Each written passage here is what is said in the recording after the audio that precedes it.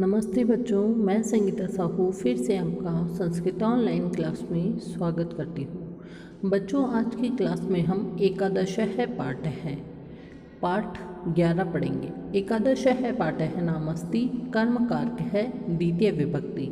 पाठ 11 का नाम है कर्म कारक द्वितीय विभक्ति। क्रिया का जिस शब्द पर प्रभाव पड़ता है वह क्या कहलाता है। ठीक है बच्चों, क्रिया का जिस शब्द पर प्रभाव पड़ेगा वह क्या कहलाएगा, तो वह कर्म कहलाता है और द्वितीय विभक्ति में आता है। पहले हमने कर्ता कारक पढ़ा था, इस पाठ में हम कर्म कारक का अध्ययन करेंगे द्वितीय विभक्ति का। वाक्य में क्रिया का प्रभाव फल जिस पर पड़ता है वह कर्म कारक कहलाता है। कर्म कारक में द्वितीय विभक्ति प्रयुक्त होती है, अर्थात कर्म कारक में द्वितीय विभक्ति का प्रयोग किया जाता है। पिछले पाठ में हमने कर्ता कारक पढ़ा, उसमें प्रथमा विभक्ति का प्रयोग होता है और कर्म कारक में द्वितीय विभक्ति का प्रयोग होता है तथा इसका चिन्ह होता है को।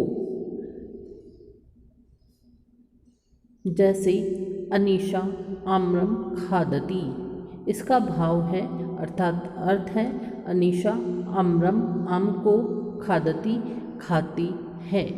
अनीशा आम खाती है या अनीशा आम को खाती है, तो यहाँ को जो है वह द्वितीय विभक्ति का कारक चिन्ह है। कर्म कारक रूपाणी एक वचन, द्विवचन, बहुवचन। संस्कृत भाषा में 3 वचन होते हैं और लिंग भी 3 होते हैं। पुल्लिंग कम, बालकम किस, बालक को। ठीक है बच्चों, द्विवचन कौ, बालकौ, किंदु, बालकों को। बहुवचन कान, बालकान, किंदु, बालकों को।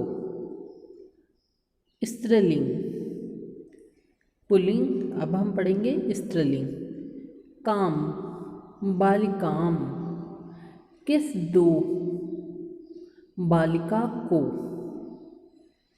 द्विवचन रूप पढ़ेंगे के, बालिके, किन दो को, बालिकाओं को। बहुवचन कहा, बालिकाहा, किन दो, बालिकाओं को। नपुंसकलिंग किम, फलम, किस को, अर्थात फल को। इसके बाद हम पढ़ेंगे नपुंसकलिंग द्विवचन। के फले, किन दो को, फलों को। बहुवचन रूप बनेगा कानी, फलानी, किन को, फलानी, फलों को। ओके बच्चों, तो इस प्रकार यह है जो सारणी है वह हमें पुल्लिंग, स्त्रीलिंग और नपुंसकलिंग के द्वितीय विभक्ति के रूप कैसे चलते हैं उसके बारे में बता रही है। माता कम पश्यति, माता किसको देखती है। माता बालकम पश्यति, माता बालक को देखती है। बालकम बालक को, यहाँ द्वितीय विभक्ति हुई है। सह कम वदति, वह किसको बोलती है। सह मित्रम वदति, वह मित्र को बोलती है। ठीक है बच्चों, यहाँ पे को किसका कारक चिन्ह है, द्वितीय विभक्ति का कारक चिन्ह है और द्वितीय विभक्ति होता है कर्म कारक। राधा कम नमति, राधा किसको नमस्कार करती है। नमति यानी नमस्कार करती है। सा अध्यापकम नमति, वह अध्यापक को नमस्कार करती है। कन्या काम पठति, कन्या क्या पढ़ती है। सा गीताम पठति, वह गीता को पढ़ती है या वह गीता पढ़ती है। ठीक है बच्चों, यहाँ पे भी हमारे को कारक चिन्ह का इन वाक्यों में प्रयोग किया गया है। आगे हम पढ़ते हैं बालक है किम जिग्रति। बालक शब्द क्या है, पुल्लिंग है। बालक है किम जिग्रति, बालक क्या सूंघता है। जिग्र धातु का अर्थ होता है सूंघना। सह पुष्पम जिग्रति, वह फूल सूंघता है। सह किम खादति, वह क्या खाता है। सह फलम खादति, वह फल को खाता है। यहाँ वह फल खाता है। ओके बच्चों, चलो अब आगे हम पढ़ते हैं।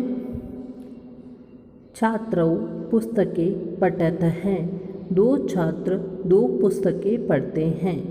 छात्रः लेखौ लिखति, एक छात्र दो लेख लिखता है। अहम भोजनम पचामि, मैं भोजन पकाता हूँ या पकाती हूँ। वयम अम्बाम स्मरामः, हम सब माता को याद करते हैं, अर्थात हम सब माँ को याद करते हैं। ओके बच्चों, आगे हम पढ़ते हैं। अध्यापिका पत्रिके पठति, अध्यापिका दो पत्रिकाएं पढ़ती हैं। अहम पत्रिके पठामि, मैं दो पत्रिकाएं पढ़ता हूँ या पढ़ती हूँ।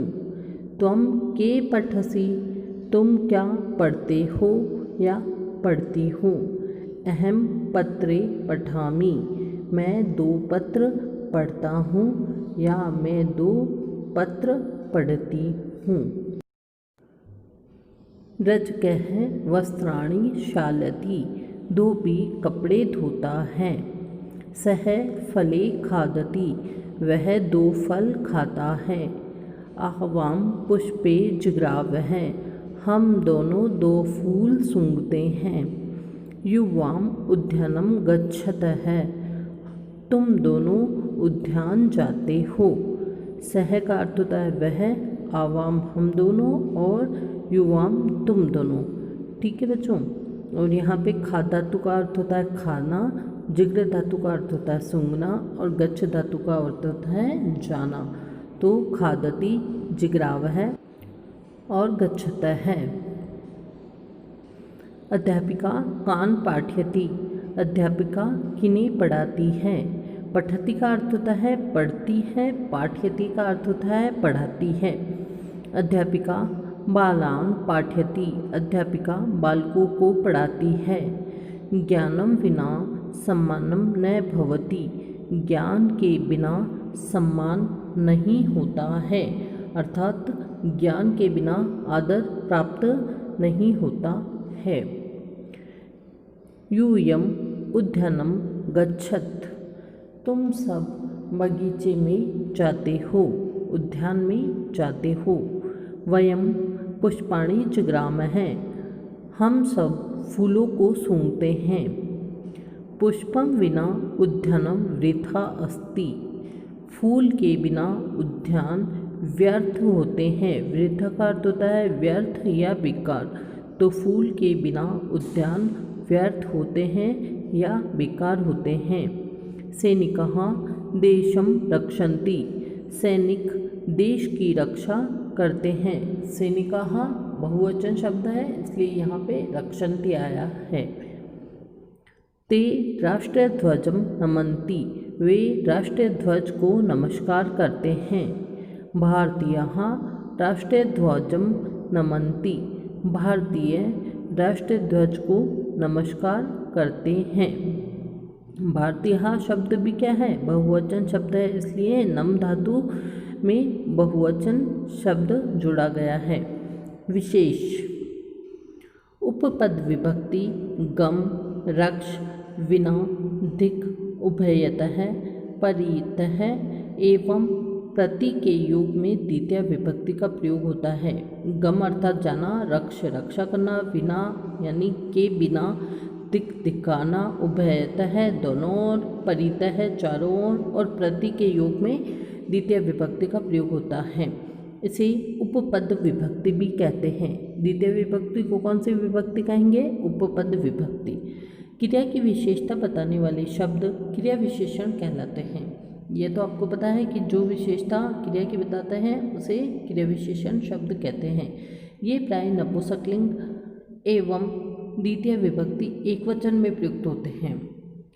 नपुंसकलिंग में द्वितीय विभक्ति फिर एकवचन में ही प्रयोग होते हैं, जैसे मधुरम, तिरुवम आदि। ओके बच्चों, इस प्रकार ये हमारा एकादश पाठ है। कर्म कारक है समाप्त हुआ।